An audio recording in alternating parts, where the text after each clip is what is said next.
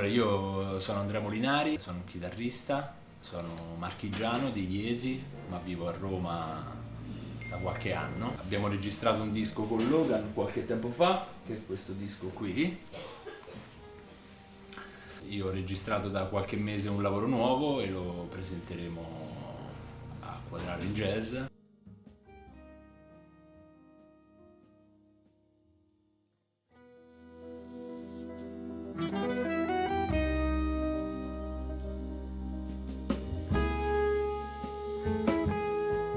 My name is Logan Richardson. I'm originally from Kansas City, Missouri.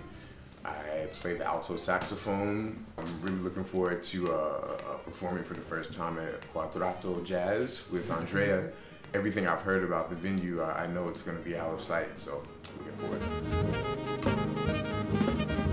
Io conoscevo Logan, diciamo, di chiara fama, per cui ero molto affascinato dal suo modo di suonare, dal suono, per cui qualche anno fa appunto dovevo registrare il mio primo disco e per cui ho pensato perché non provare a coinvolgere lui. Non lo conoscevo minimamente personalmente. Logan ha accettato e da lì è nata una collaborazione che ormai dura da diversi anni. Avendo registrato questo disco nuovo faremo a maggio il piccolo tour pre-release.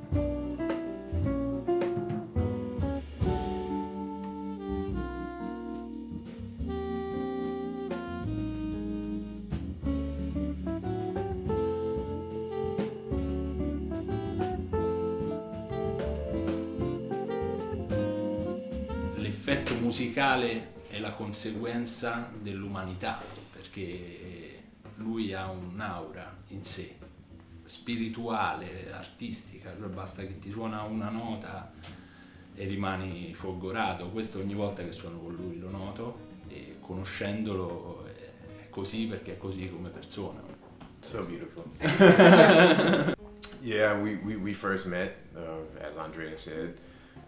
He reached out to me. He had a new album project, and so we met like this originally, and then from that I feel like we immediately got along. So I don't remember when we weren't friends, basically. You know, for me it's been an amazing journey, not only getting to be brought into someone's world in terms of like who they are personally and their friends and family and things like this, but obviously musically to get to learn and create and like always try to find a way to be able to navigate yourself through the music and through the hunt and overall seeing how we all grow in the end. You know, I think that's been one of the most amazing components thus far. It's seeing how many things have changed and then how many things have stayed exactly the same as they were from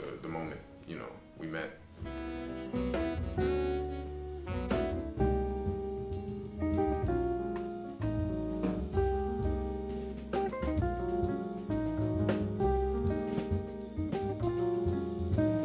Io amo Roma, devo tutto a questa città, devo dire che mi ha accolto e mi ha formato. Io suono come suono oggi grazie a Roma. La cosa ancora più importante, ho vissuto e vivo tuttora la scena romana, che è una scena fertile, viva, creativa, è una scena che amo molto perché ci sono tantissimi musicisti bravi. È una scena anche un po' dura se vogliamo, perché comunque non dobbiamo nasconderci, fronteggiamo un periodo economico eccezionale e per cui dobbiamo un po' anche lottare, però è una scena che ti accetta, che ti rispetta e che ti dà tante opportunità di confrontarti e di imparare da musicisti veramente talentuosi e bravi.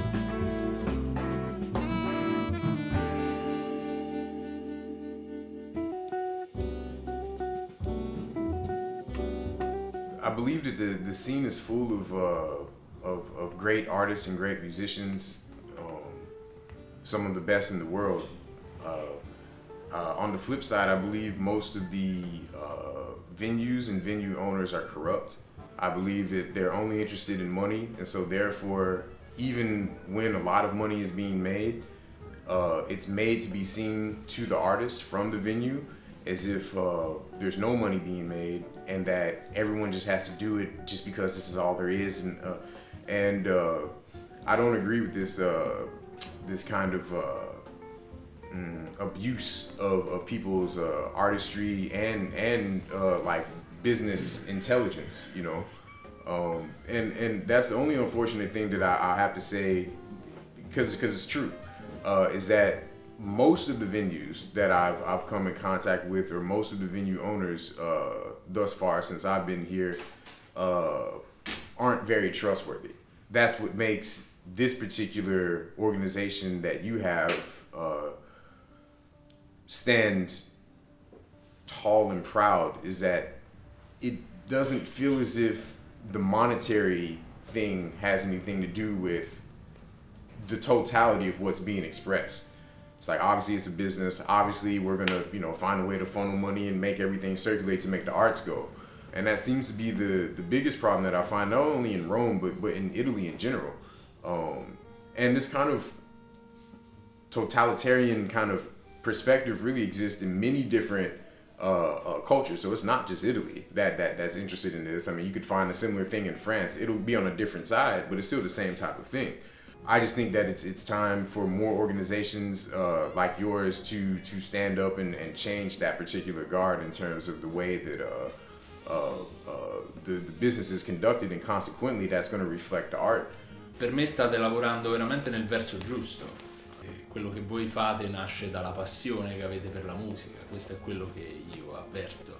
Noto che sia un posto vero, in cui c'è gente vera, penso sia un posto ideale per suonare, in cui si avverte il calore della gente, ti arrivano delle vibrazioni, qualcosa succede, per cui succede nel pubblico, succede in te. Questa è l'impressione che ho avuto venendo ad ascoltare alcuni concerti da voi.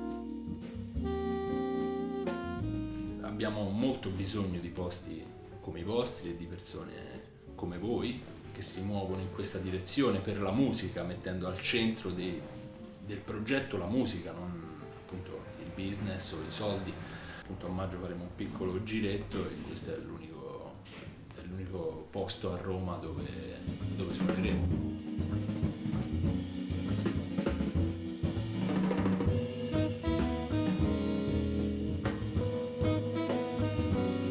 I believe that the way you have your structure set up, from what I understand, almost reminds me of what New York would have been back in like the 70s or 80s, meaning, and what it's not right now, which is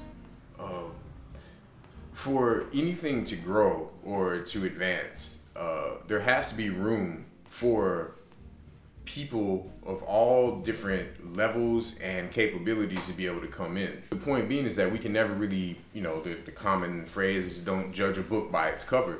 And I think that that's one of the biggest problems that many other places have, and I don't see that here because it seems like it's the opposite. It seems that social interaction, inclusion of everyone, no matter who you are, where you're from, what age you are, is totally there. Even the thought process going into making sure that the bandstand is on the same level as the audience, and acoustically, obviously, it has its properties, but then also the way that people connect, because you're not like up there on a stage, you're right there. So it's like they can touch you, but they can't touch you, and it's better, you know. Even for me as an audience goer, I would prefer to be in a place like this instead of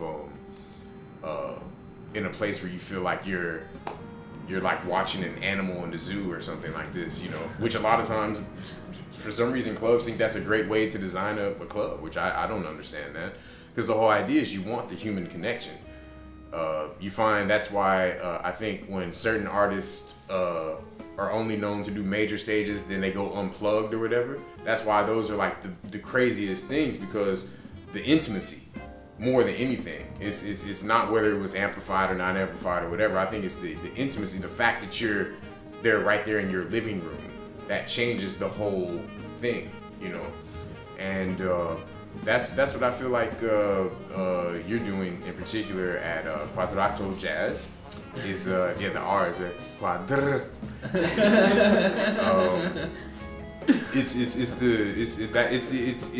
imperative that this becomes more of like a 21st century model for any association or club or anyone that's trying to present music.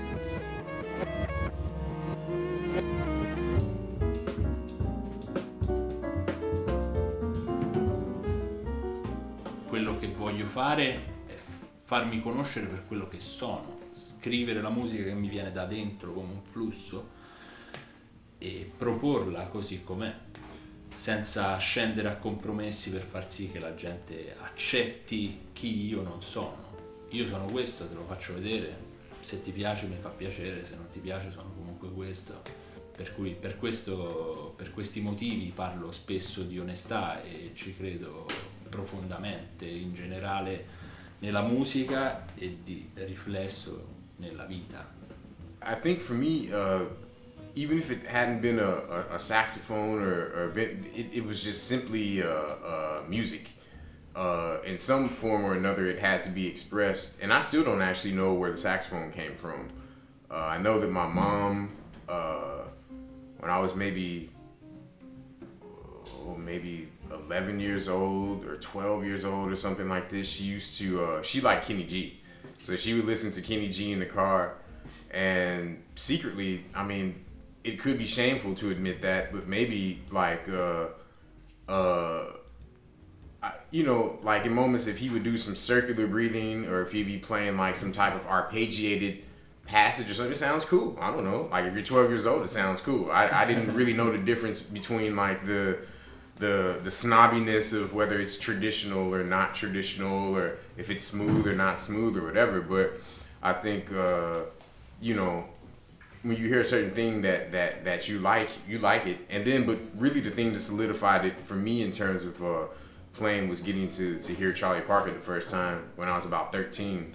And when I heard that's when it pretty much changed. I said, oh man, I want to do that, And so that age is really when it got locked in. Before that, I used to just always ask my mother for a saxophone. And before that, I always just wanted to be in music.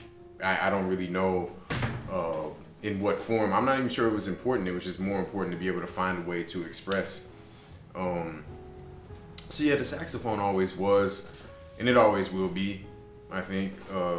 If I had my desert island instrument though, I think it would be a piano. If I only could have one instrument for the rest of my life, it'd probably be piano.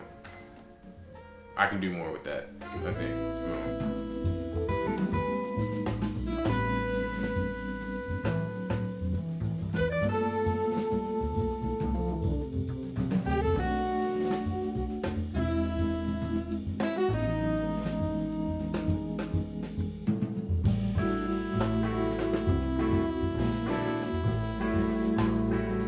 Venerdì 18 maggio al centro sociale Spartaco suoneremo insieme ad Enrico Morello alla batteria, Matteo Bortone al contrabbasso, Enrico Zanisi al pianoforte e the one and only here, my brother, Logan Richardson. Suoneremo alcuni brani, per lo più brani originali, alcuni tratti da questo mio disco e alcuni nuovi che usciranno nel mio prossimo lavoro che si intitola 51, per cui veramente looking forward.